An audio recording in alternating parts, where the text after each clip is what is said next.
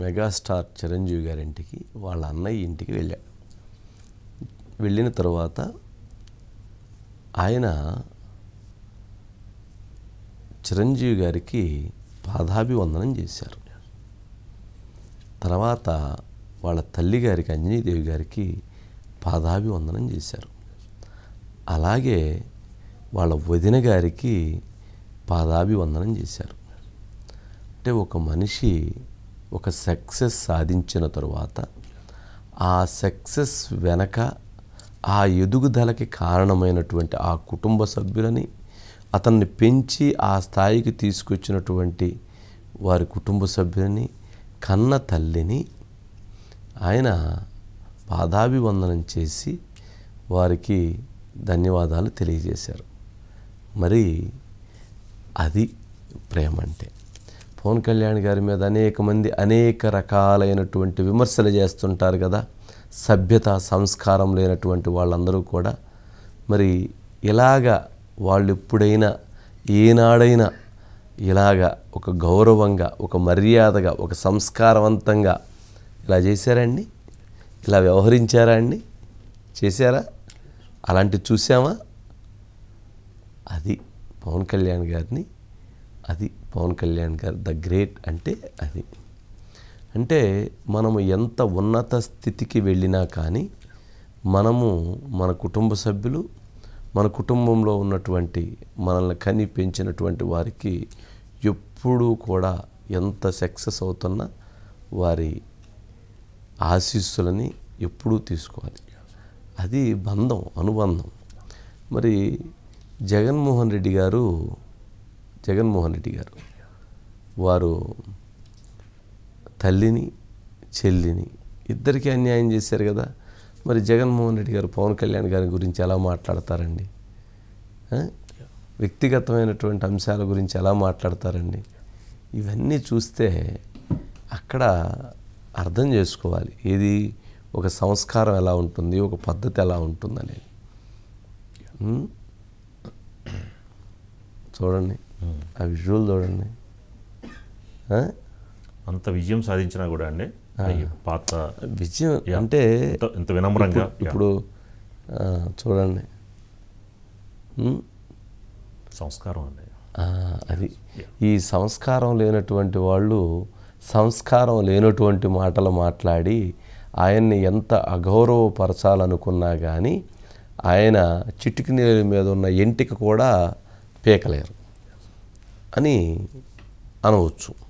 ఎందుకనంటే సంస్కారం అనేది అలా ఉంటుంది. సరే, వాళ్ళందరూ కూడా కుటుంబ సభ్యులు ఘన స్వాగతాన్ని పలికారు. అభిమానులు అందరూ వచ్చారు, ఘన స్వాగతం పలికి తీసుకెళ్లారు. పాపం నాగబాబు గారు అయితే కన్నీటి పరవంతమయ్యారు ఆ అభిమానానికి, ఆప్యాయతకి. ఇక అదేవిధంగా కుటుంబంలో ఉన్నటువంటి వాళ్ళందరితో కలిసి కేక్ కట్ చేసుకున్నారు. ఇక ఒక సంబరంగా, ఒక ఆనందంగా వాళ్ళు 10 years నుంచి కష్టపడి స్ట్రగుల్ అయ్యి ఒక పోరాటం చేసి ఇప్పుడు 100కు 100% రిజల్ట్ కదా, 100కి 100% విజయం కదా. 21 స్థానాలు తీసుకుంటే 21 స్థానాలు గెలిచారు. 2 స్థానాలు తీసుకుంటే 2 పార్లమెంటు స్థానాలు విజయం సాధించారు. మరి ఇంత కీలకమైనటువంటి వ్యక్తి 100కు 100% సక్సెస్ రేట్. మరి ఆ సక్సెస్ రేట్తో ఆయన ఇవాళ ప్రధానమంత్రి గారిని కలిశారు, మోదీ గారితో కూడా ఫ్యామిలీతో వెళ్ళారు. అకీరాని తీసుకొని వెళ్ళారు, విజునోవాని తీసుకొని వెళ్ళారు. వెళ్ళి వాళ్ళందరినీ కూడా కలిసి మోదీ గారి దగ్గర కూడా కలిసి వచ్చి డైరెక్ట్గా ఇక్కడికే వచ్చేసారు, చిరు ఇంటికి వచ్చేసారు. మరి అది చూడండి ఎంత గ్రాండ్ వెల్కమ్ అండి. పెద్ద అన్నయ్య అయినా కూడా తమ్ముడికి అది. కుటుంబ సభ్యులు కూడా అందరూ బాగా ఇదయ్యారు. పక్కన విజిల్ కూడా వేస్తున్నాడు ఎవరో, సాయిధరం తేజ్. ఆనందం మొన్నైతే పవన్ కళ్యాణ్ ఎత్తేసాడండి, దగ్గర తిప్పాడు పవన్ కళ్యాణ్ సాయిధరం తేజ్. అది తనకి మొన్న కూడా చిరంజీవి గారు ట్వీట్ చేశారు కదండి, నువ్వు ఎక్కడ తగ్గాలో కాదు ఎక్కడ నెగ్గావు అనేది. అది డైలాగ్. అంటే అత్తారింటికి దారేదిలో త్రివిక్రమ్ గారు రాశారు. ఎక్కడ నెగ్గాలో కాదు ఎక్కడ తగ్గాలో తెలిసినటువంటి వ్యక్తి.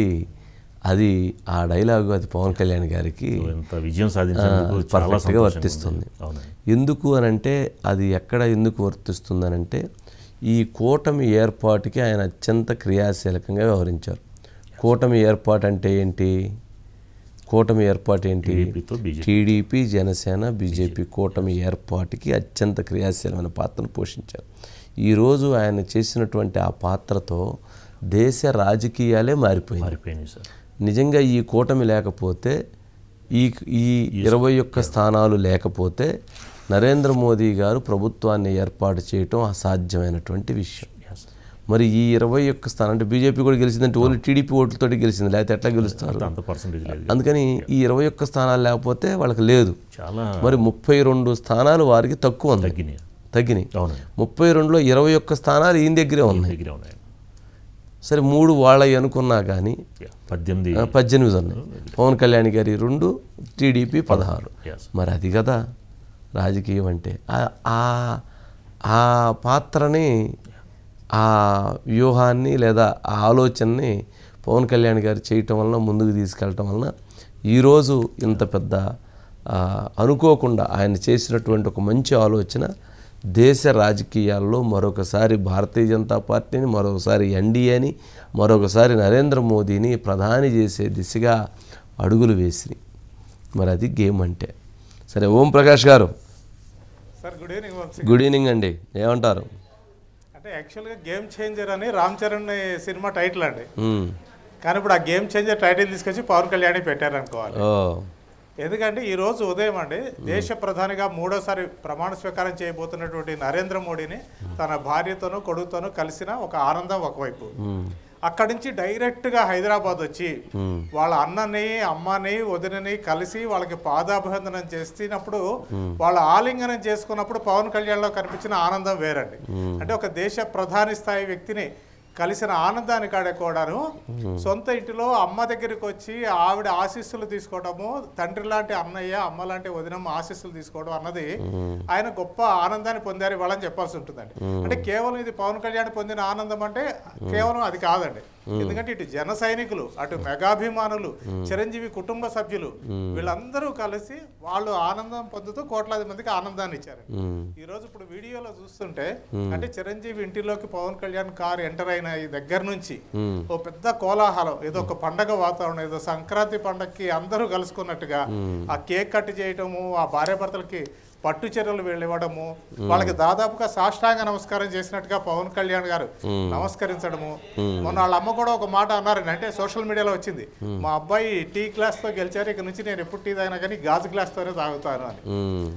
అలాగే చిరంజీవి గారండి, అంటే ఒక పెద్ద విషయాలు ఉంటాయండి. అంటే ఒక పొలిటికల్ లైఫ్ వేరు, సినిమా రంగం వేరండి. సినిమా రంగంలో అన్ని రకాల పార్టీల వాళ్ళు అభిమానులుగా ఉంటారు. వాళ్ళని ఎక్కడైనా మనము ఒక పార్టీ లైన్ తీసుకుంటే మిగిలిన వాళ్ళని నొచ్చుకుంటారేమో అని చిరంజీవి స్థాయి వాళ్ళకి కొంత డౌట్ ఉంటుందండి. ఎందుకంటే పైగా ఆయన రకరకాల దెబ్బలు తిన్న మనిషి కాబట్టి ఇంకా జాగ్రత్తగా ఆచితూచి వ్యవహరిస్తారు. కాబట్టి పిఠాపురంకి వెళ్ళి ఆయన ప్రచారం చేస్తారా చేయరా అనేది ఒక పెద్ద $1 మిలియన్ క్వశ్చన్ గా ఉండేదండి. సరే, ఆయన ట్వీట్ చేశారు, తమ్ముడు వెనకాల ఉన్నారండి. డైరెక్ట్ గా వెళ్ళి ఆయన అయితే ప్రచారం చేయలేదు. ఆయన భార్య వెళ్ళారు, అలాగే నాగబాబుగా ఎలాగో ఆ పార్టీలో ఉన్నట్టు ఆయన వెళ్ళారు, ఆయన భార్య వెళ్ళారు, పిల్లలు వెళ్ళారు, వీళ్ళందరూ ప్రచారం చేశారు. ఇదంతా ఒక ఎత్తు అయితే, ఈరోజు గెలిచిన తర్వాత, ఎమ్మెల్యేగా గెలిచిన తర్వాత ఫస్ట్ టైం తన ఇంటికి వచ్చిన తమ్ముడిని అతను రిసీవ్ చేసుకున్న తీరు, వాళ్ళలో ఒకటిగా పవన్ కళ్యాణ్ ప్రవర్తించిన తీరు